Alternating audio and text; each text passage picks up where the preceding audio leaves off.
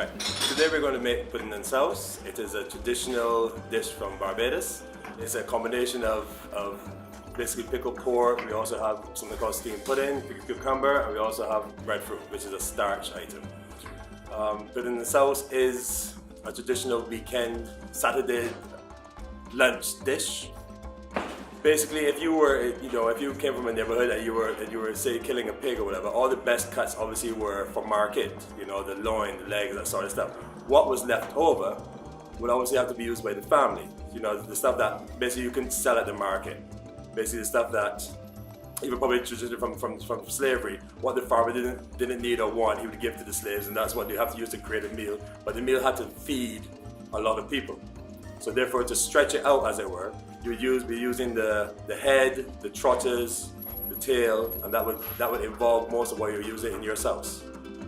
Now, with traditional pickling processes, it obviously would have to be able to be kept without refrigerator for a long period of time. So you have it's a very heavy lime, and you use salt, you use Scotch bonnet pepper in order to preserve it, but also to carry the flavors forward.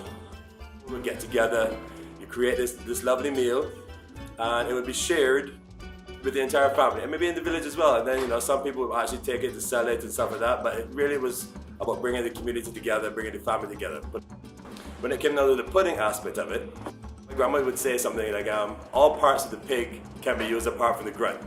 So therefore, the blood was used, the intestines was used, all parts were used in order to make this traditional Saturday meal. When it came to the pudding, you use the intestines of the pig, and then you use a mixture of sweet potato with your onions, your Scotch bonnet peppers, and you use the pig's blood to give it that dark color, but also help coagulate the pudding within the intestine.